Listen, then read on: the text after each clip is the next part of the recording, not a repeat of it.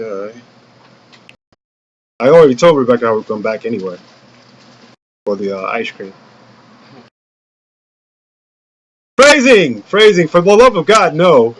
You know what? Since you just... Oh, God. See, I'm going to hold you what you say. You want something from me. You want something really, really... It's something I really, really want. Okay. Where are we? Is this bloody thing on? Drat. Discretion, dear. Discretion. Okay. I will keep it clean. I will keep it clean. Where is my microphone at? What the heck? I need my microphone. Check 1 2. Check 1 2. Are we even on? Oh my God. What's going on here?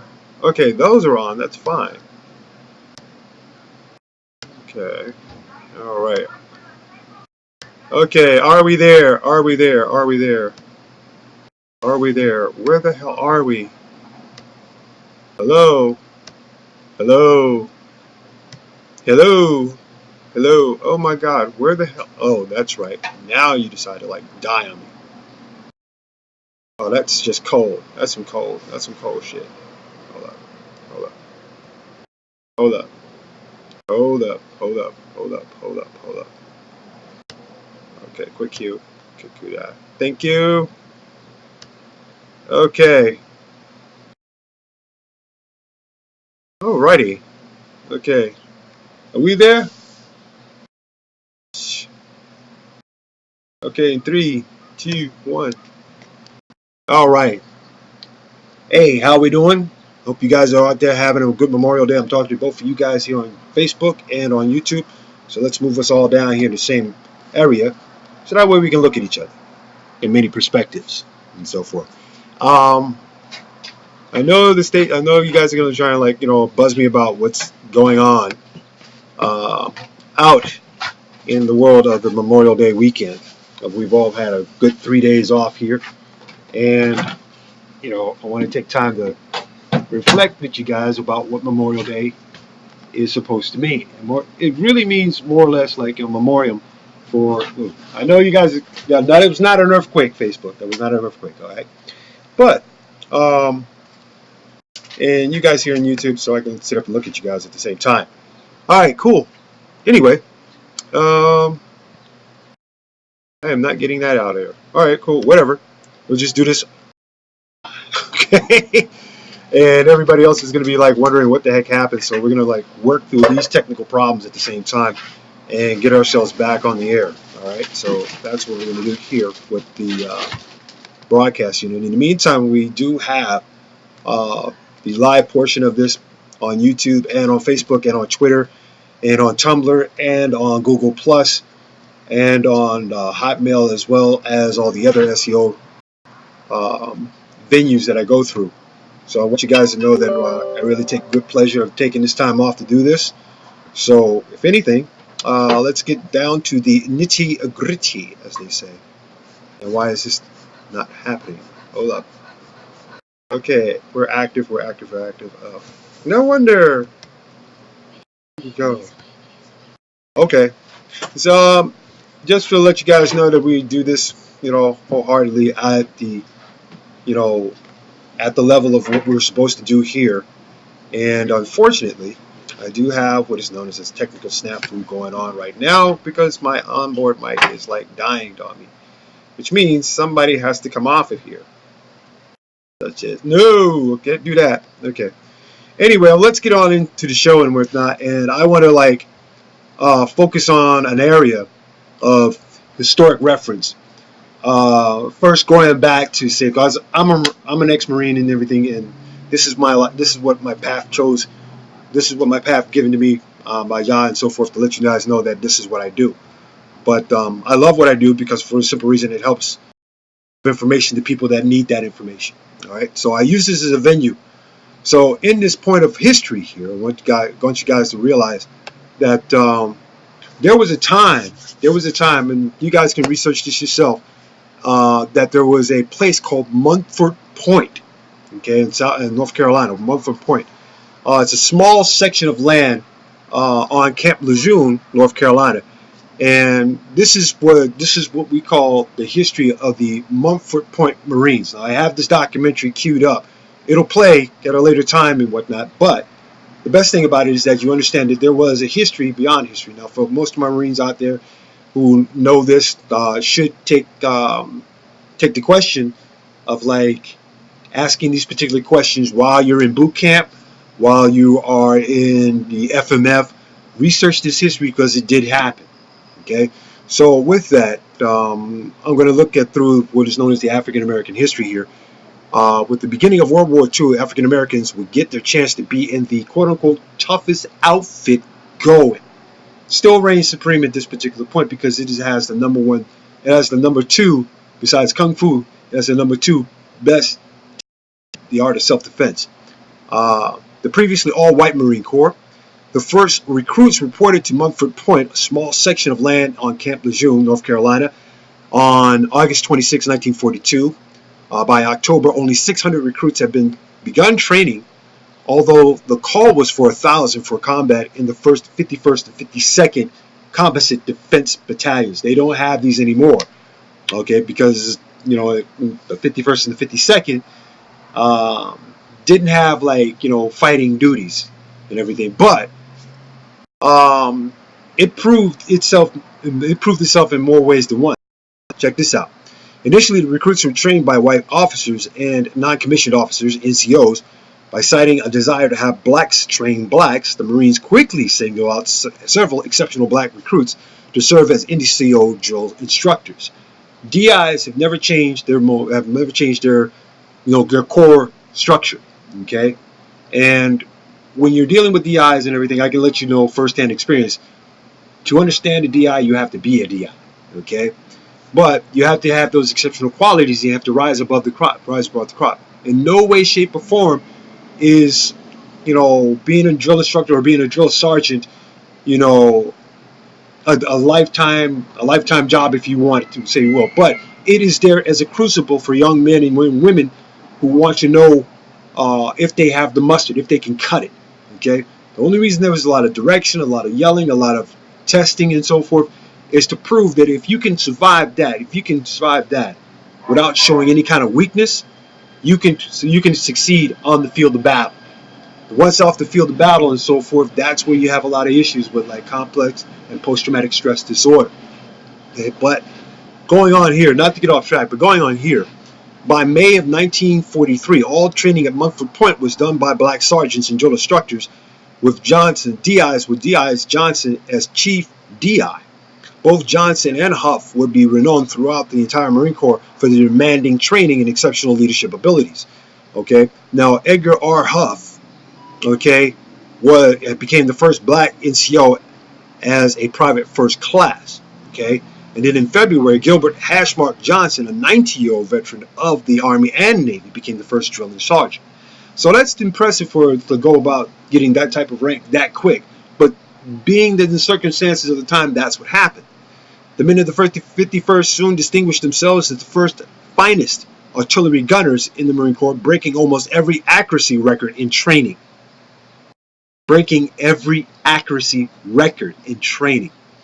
Unfortunately, discrimination toward African Americans' fighting abilities still existed, and when shipped to the Pacific, the 51st and the 52nd were posted to outlying islands away from the primary action. The only Mumford Marines to see action and recorded casualties were the ammunition and depot companies in Saipan, Guam, and Peleliu. Private Kenneth Tibbs was the first black Marine to on June 5, 1944. The Mumford Point Marine Training Facility was abolished in 1949 after President Harry S. Truman issued Executive Order 9981, which desegregated the United States Armed Forces. Now, when I took a look at you know, the writ order, Executive Order of 9988, this was probably Harry Truman's biggest step towards showing what racial equality could be and civil rights could be inside the military. And many people in the South did not like this at all. But let me show you exactly what the desegregation order of the armed forces meant. at that particular point, because at one point, all the way up until World War I, there were no, there were no recorded, say, military men of color. Okay, maybe a few Italians got in, the Irish got in, maybe a few Puerto Ricans got in, but I don't think they were involved in any of that and so forth. So most of the time between the Civil War, the Civil War and everything else on there. I'm not talking about the American Revolutionary War where Crispus Attucks laid down his life to give you guys here in America the title of America. Okay, so Executive Order 9981 states, whereas it is essential that there be maintained in the armed services of the United States in the highest standards of democracy with equality in treatment and opportunity for all those who serve in our country's defense. Therefore now, by virtue of authority vested in me as President of the United States, the Constitution and the statutes of the United States, as Commander-in-Chief of the Armed Forces, it is hereby ordered as follows, that it is hereby declared to be the policy of the President that there shall be equality of treatment and opportunity for all persons in the armed services without regards to race, color, religion, or national origin. The policy shall be put into effect as rapidly as possible, having due regard to the time required to effectuate any necessary changes without impairing efficiency and morale. Okay, that is hung true throughout. Okay, when I went in, there was a situation during our second phase where all the black recruits on one side and all the white recruits on the other side, and it took Sergeant Cordero to come in and see that. And he says, "No, we're not having that here. Okay, we're all one unit." And when you understand the brotherhood unit like that and everything, that's when it all clicks. That's when it all clicks. Sure, you might get a ferret, undercover racist here and there, but they're basically quelled to understand that they got to work as a unit regardless. All right, you got to work as a unit regardless. Well, I don't care whether you're white, red, brown, or yellow. Okay, if you can hold and load up a motor round, and we can basically bring death from above, which is usually our mantra, then by all means, we had a squad. Everybody's responsible for that, each team member on the squad, regardless. So Harry Truman signed this into order July 26, 1948. There's a whole list of things here that you can basically read if you go up and look up the Executive Order 9981 for yourself. Okay, so in that sense, to have equality inside the armed forces means that when you get out, there should be equal equality that you experience when you finally get out of it and become a civilian once again. That is not the case, because as we've seen through many years, through many decades, okay, and even in German propaganda during World War II and World War I, they basically told us, like, why are you fighting for a country that does not love you?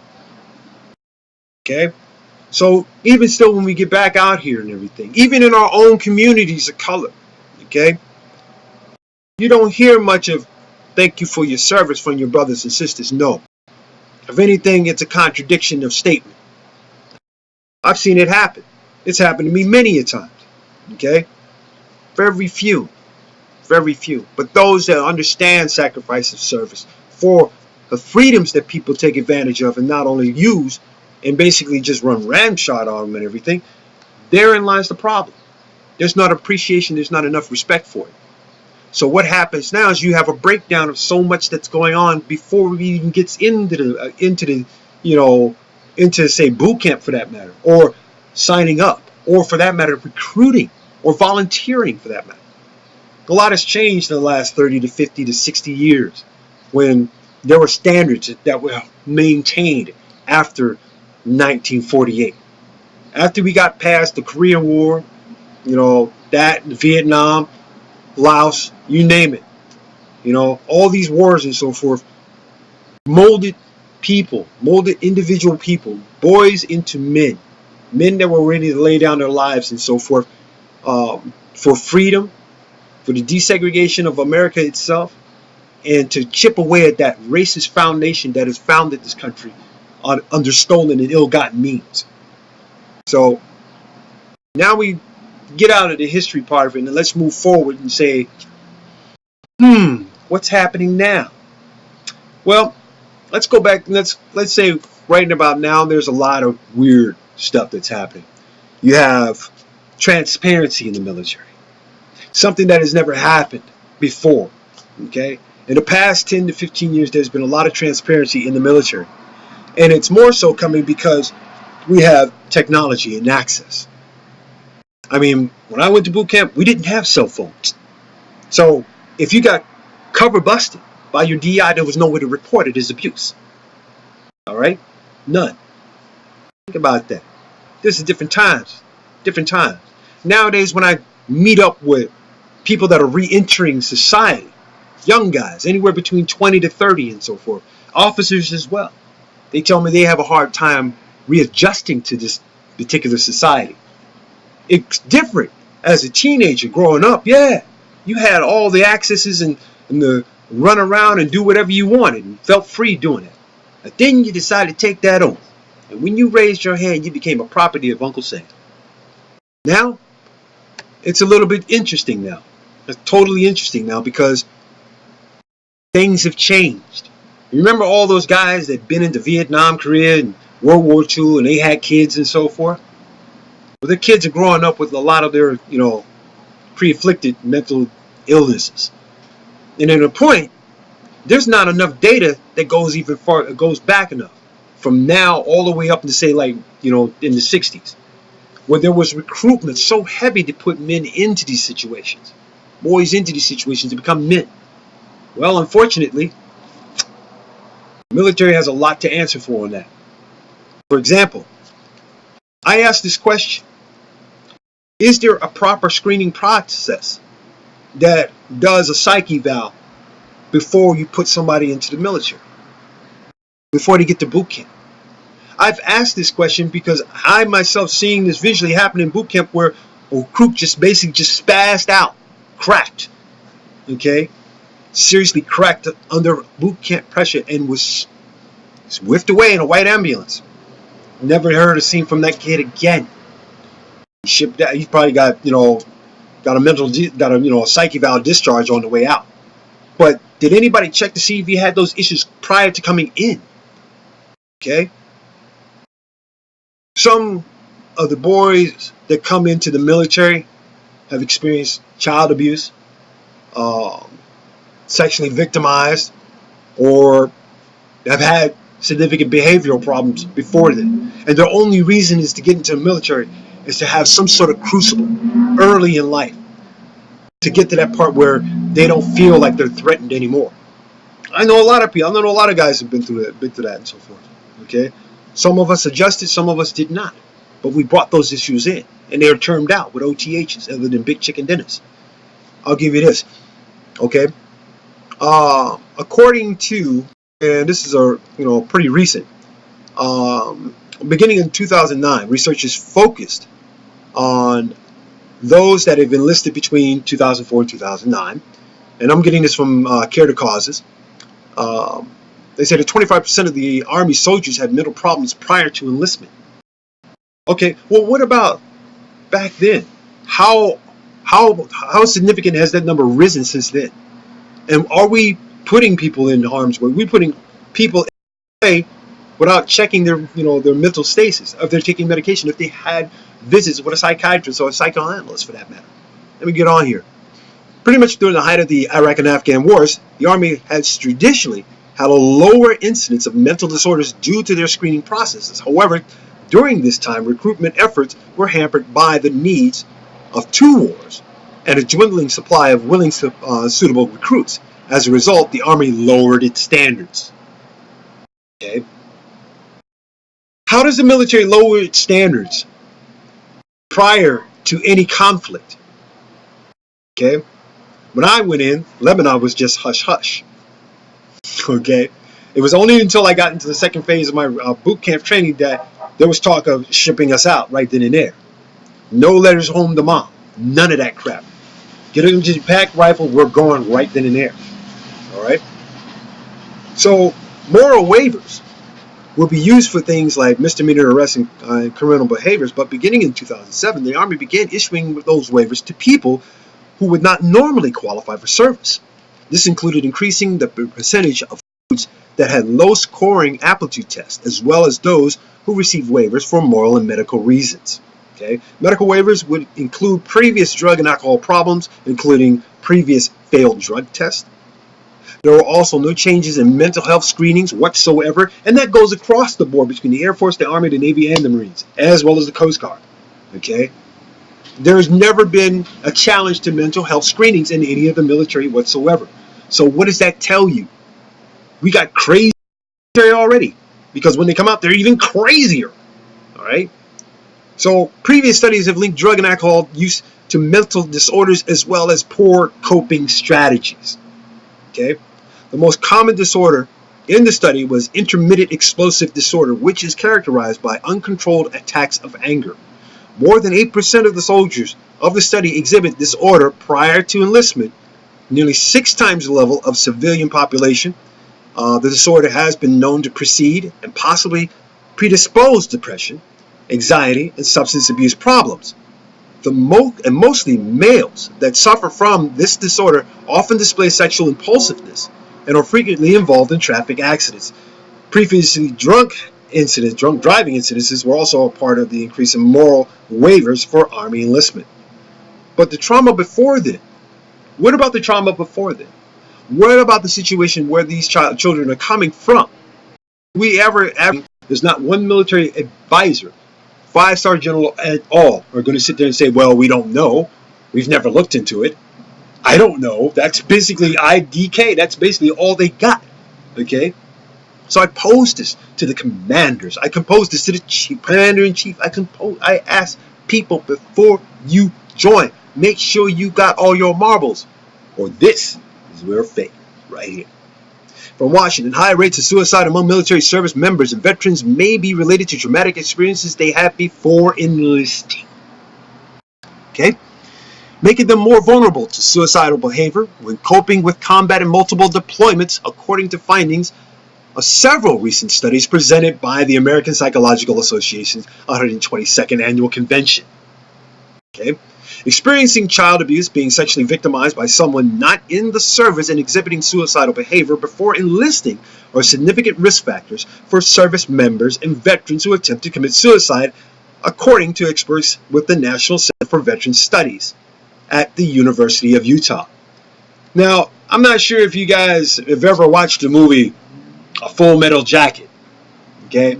And the big guy and so forth, the fat body guy. That's what they call you, your fat body and everything, right? He takes a gun and he blows his brains out because he can't stand to listen to, say, like, the drill instructor's, crap anymore. Okay. By the way, the Army did a very good job of being a drill instructor. Trust me, he knows his job very well. However, that's the reason why now they don't allow you to have live rounds with your guns in second phase. Okay? All your rounds got to be donned and clipped out of the rifle before you bring it in there. You can't sneak one in because those things are counted for. But it goes on to say, experiencing child abuse, being sexually victimized by someone not in the service and exhibiting suicidal behavior before enlisting are significant risk factors for service members and veterans who attempt to commit suicide, according to experts in the Utah study. Suicide is the second leading cause of death among U.S. military personnel. In 2012, there were 319 suicides among active duty service members and 203 among reserve service members, compared to the 237 combat-related deaths of active duty service in Afghanistan, according to the Department of the Defense Ground Forces in the Iraq and Afghanistan wars. The study found that 16% of those respondents reported harsh punishment during childhood, and 8% reported physical abuse, finding that they are similar to those studies of active duty Army soldiers. Studies of civilians have also shown childhood abuse to be significant risk factors for suicide. Okay? We're talking about, when you do something like slightly wrong and it just twitches either dad or mom off to a certain point to where they have to pick up an iron and just start swinging and beating you with it. How about being tied to a chair? How about being whipped with an extension cord? Okay? How about having your skin pinched with a pair of pliers? Okay? That stuff. Fun. But this is the stuff this is what's happening. Okay? Again, America does eat its young to a certain extent. Sometimes they seconds on the older ones. Experiencing abuse early in life is in the home may lead to a tendency to perceive and experience stressful events as catastrophic and insurmountable. A child experiencing abuse has little opportunity to effectively cope when stressed. Being in a powerless position with no recourse, this may lead to less ability to handle future stressful circumstances, which means you're not military grade material. Okay? I can go through a war zone. I can sit there and pick up a grenade that's at me. Okay? I can pick up dead legs. I can pick up body parts. That sort of thing. Because I'm used to it. Alright? Stuff out here in the street is only minimal to, compared to anybody that's actually seen combat, anybody that's actually been in a war zone, had to clean it up, that sort of thing. But the hardest thing, usually in any type of military service, is delivering that note to the parent and saying, this telegram is for you. I knew your son. I knew your daughter. Here's a flag and a hat. Okay? You got a free funeral down at Arlington. Okay? I know that sounds kind of cold, but I'm just, cutting the chase. It's at the halfway part here. And this is the Ktng Special Memorial Day Special broadcast brought to you live from the hut. And we're doing the, everybody says, okay, we're going to do the memorial and we're going to put out the wreaths and we're going to, remember those who gave their lives and everything like that. But we're not talking about the people who are walking around with battle scars that don't heal. Okay? We're talking about battle scars that prior to enlisting in the service, you have those coming in. So you already got like a second or third skin coming in. Okay? That sort of thing. All right? Sexual trauma of any type, whether or not the perpetrators is in the military, increases the risk for suicidal behavior among military personnel.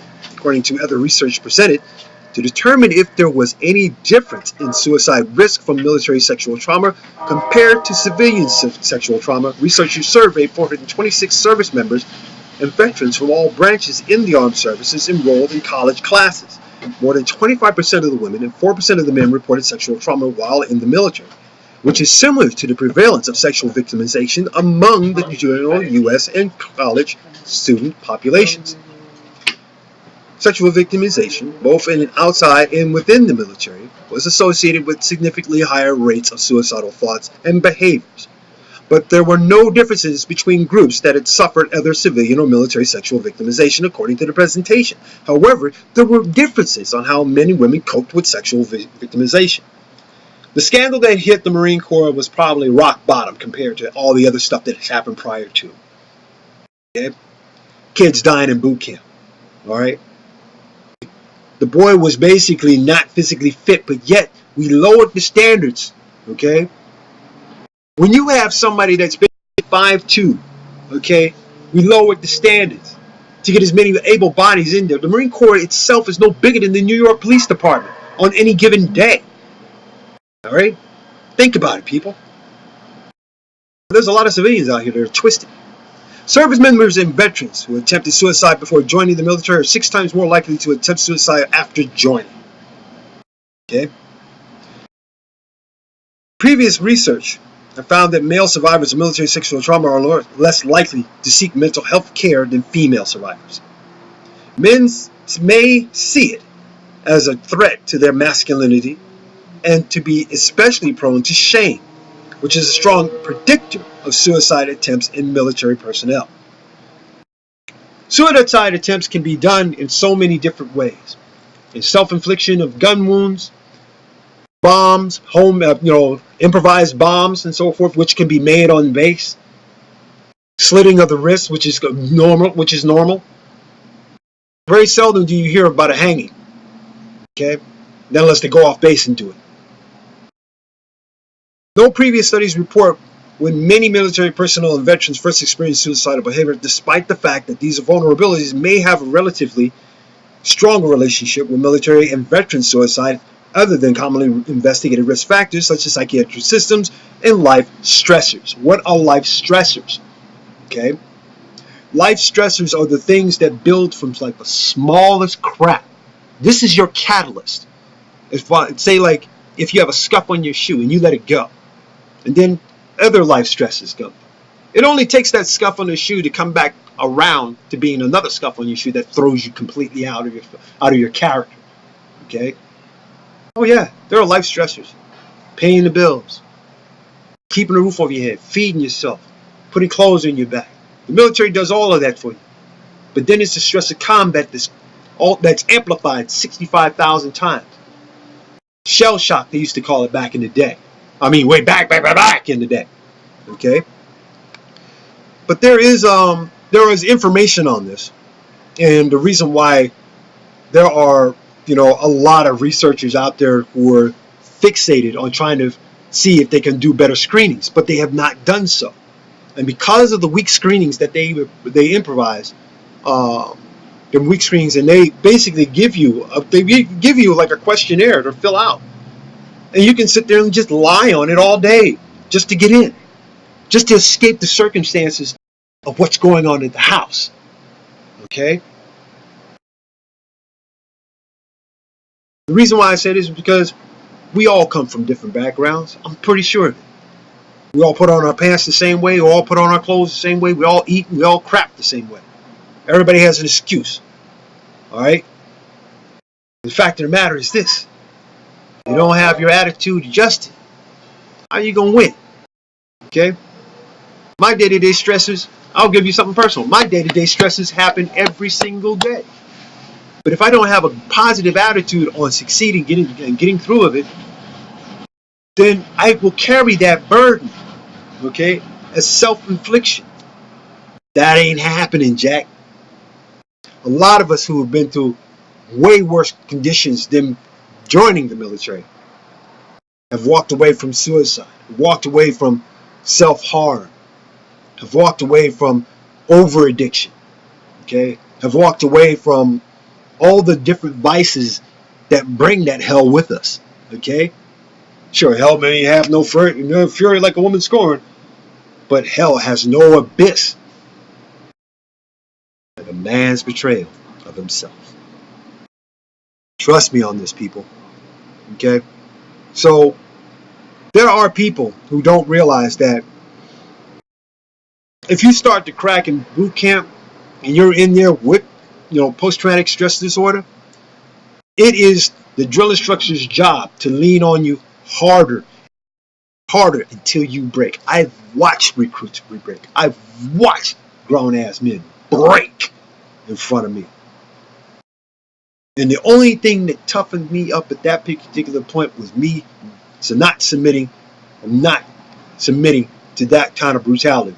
All I had to do was basically just do exactly what they said, and they wouldn't yell at me. But you know something? I was the quarterback kid. I was the quarterdeck kid. And if I was screwing up, trust me, Shumsky was screwing up. James was screwing up. Molina was screwing up. Okay? Williams was screwing up. Pinkerton was screwing up. We were all screw-ups. But we learned how to work as a unit. We learned how to pick ourselves up. We all shared with each other of how our family lives and our homes were before we left them. Black and white. Latino and Native American. Okay? So we had a nice conglomerate, we had a nice little clique of people. But the fact of the matter is that when we made a vow that when we got out, that our lives will never be the same again. And that what we learned here, we take out and we either live with it or die by it.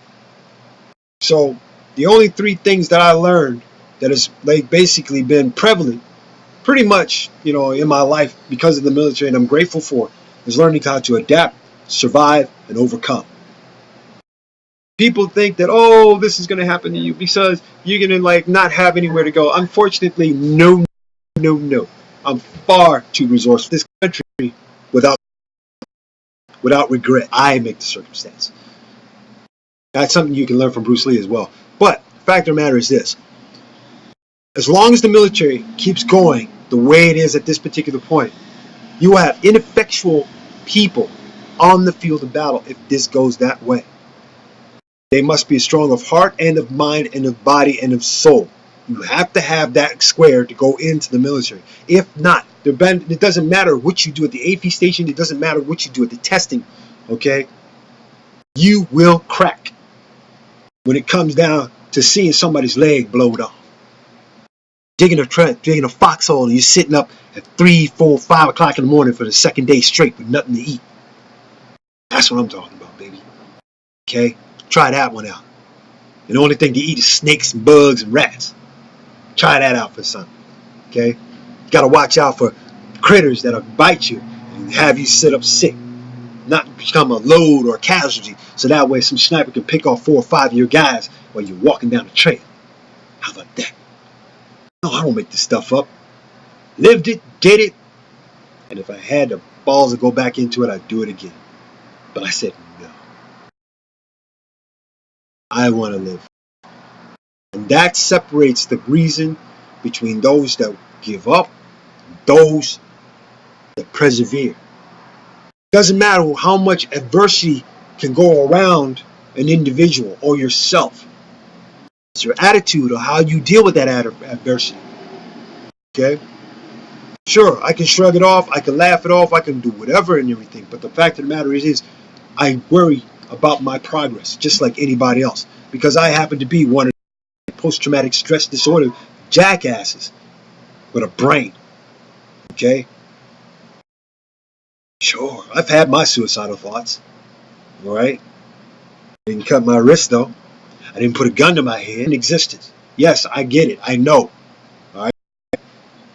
Fact of the matter is, when we are out there doing that, we don't think about why we're doing it. We don't think about how we're doing it. We're thinking about, is my friend going to come home with me this month, this week, this day, this hour, this second?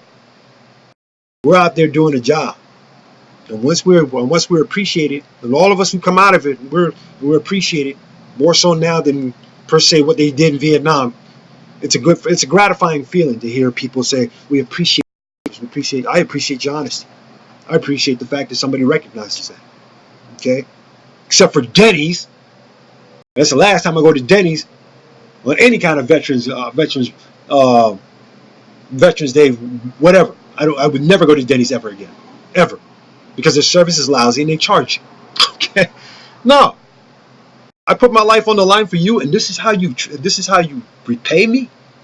Thank you, America. I could be bitter about this all day long, but no. I'd rather make it better. So that way, the next group of kids that go in knows that they can save themselves before they wind up being used and become a disposable product. Okay?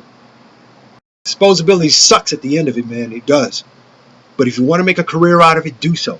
If it's in your cards, do so. If it's in your pattern, to do so. If it is in your destiny, be the very best that they will never understand and they can't replace. All right? And that's in everything. So, in that sense, I want to thank everybody for hanging out, on Facebook and whatnot. Guys, letting you know now that it is a Memorial Day. And I've got some programming later on and everything, but I'm going to have to fix that later on as we go. The key thing here, people, is remember those who laid down lives for you. Treat your freedoms with some sort of dignity and respect. Acknowledge the fact that you have those things and walk accordingly. That way, no one can judge your character or your integrity, because you believe you're free for a reason. You have this democracy for a reason. It may not be the world's best democracy, but I can at least attest that it is working some kind of way in this crazed world of ours. And even though there are proxy wars and so forth that are done by our government, and we're trying to make democracy a thing like the Roman Empire all over the world, Illuminati, that sort of thing, we fail to realize that with great freedoms like this comes the responsibility of keeping those freedoms. Until people realize that, and they realize that, please, I don't want nobody like, kiss my butt or anything like that. But fact of the matter is this, people, and whatnot. I like saying those two things a lot. You know, like, like those evil losers, that sort of thing. Guy's a doggone ass bucket. Anyway, okay, you know, that's my take on it. I mean, that's my take on it. I wish the military did better screenings for mental health than anything else, because if the person is caught lying and they find out later, then the military has no other option than to kick that person out and say, "Oh, we wasted our time on this individual. We couldn't make him into what we wanted to make him." Probably because that individual has mental issues, and you let them in, okay? And you let them in. That's what's screwed up. That's what's screwed up. But for the regular guys and so forth, I would suggest taking people from out of college, okay? That way you wouldn't have to spend time on those who are basically, you know, I mean, community college, city college, regular college. It doesn't matter. Get them from there. At least they have an ideal. At least they have a clue. At least then they're a little bit more smart than saying you drafting somebody off the street. Okay, comes in, the first thing they're gonna do when bombs start blasting all over the place is they're gonna like, okay, this is my duty, but what am I dying here for? If you don't believe me, well, hey, the Untouchables made a song called Lebanon. Listen to the track, okay? Don't wanna in Lebanon. I don't know what's going on. That sort of thing. I'm fighting a war which I know nothing about. I know it's my duty, but the motive leaves me in doubt. I'm here today, but tomorrow I might be gone. I should be with you instead of Lebanon. That one, as I would like to say. I mean, we got that going all over the place, but people realize and really, really, really thank your stars that we have what we have today, and eventually it'll become a mechanized military in which that will be the end of us, because we let the robots take over the planet and we made these things. Why? Because we have AI. But that's another conspiracy theory. Anyway, I got to get out of here. It's been fun. Let me go by and say, hi to everybody that's been through here. So I'm going to say, like, props for everybody sticking around. To Prince Malloy, my older brother, who is now living in Brooklyn, Flatbush. Glenn Covenant, who's going to be, my younger brother's going to be coming out here. What's up? Dulce Melody Orozco, good day. How are you? Big Will Celestine, Chuck Daggers, I worship.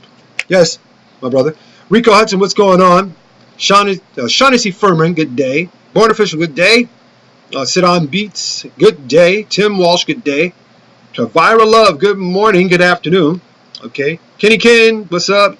Kiro Kevin Kid, oh my God, Kitchgrat. Whatever. Dude, find something, get a nickname, something. Okay. Lord Domi, Ricky White, and Enoch Torres. Good afternoon, good evening. And this has been the KTNG special show here for Memorial Day weekend.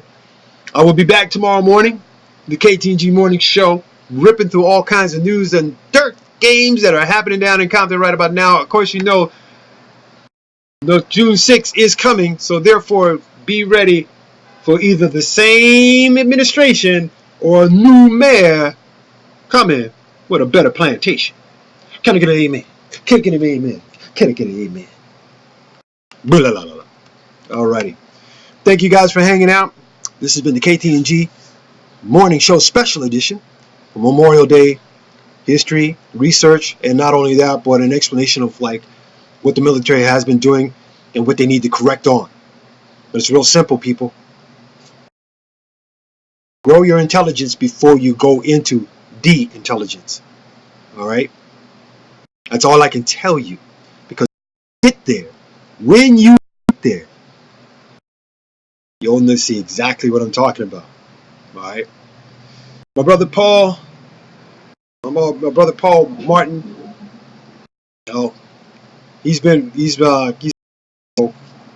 one of those cats and so forth that took, they've been in the Marines and the Army, and we have a camaraderie and a friendship that will expand beyond the days of heaven, because we will take a spear to the gates of hell and fight the devil right then and there. And that's how proud we are. There's honor, and there's honor in carrying that medal, but more importantly, there's also integrity, there's also character, and there's also being upright in a world that wants to see you bend and break, and that will never happen. Not on my watch. We are protectors. That's what we grow in, and that's our pedigree. We are the true tigers, of this country, and we're not paper either. Unlike the revolutionaries of those way back who made wick and then split, we're the new cats now. We have the torch in our hands, and now it is up to us to pass it. But until we do, there's much growth, much learning, much understanding that we have to do in order to prove that we no longer, are the containers of the future. We're going to be the containers of the present. So this way, you'll learn from our past and make a better future. I don't have anything to give, but I'm giving all I got right here. And that is to make sure I do the best job possible each and every day. And that's essentially what my prayers are in the morning. To thank God for my first breath in the morning, to go out and seek opportunities the way God gives them to me, to use my talent and courage in that sense, to help those who can't help themselves and be sparing and compassionate towards my enemies, even to a point of annoyance, which tickles me because in many cases, they don't even realize that I'm just, using the level of sarcasm that goes beyond their intellectual understanding. But most importantly, my rest at night, so that way I get up the next day and do better and be better. All right? So that's all I ask, and humbly ask. After a while, man, you can be radical all your life and everything, but there is some times where you have to be humble and quiet one's mind. And the best way to do that is meditate, find something you like to do, and do it well. Don't take your eyes off the prize of doing it either. Remember the story of the miner and the genie. I'll tell you that one tomorrow. KTNG, 860am.org. This has been the KTNG Morning Show Special Edition.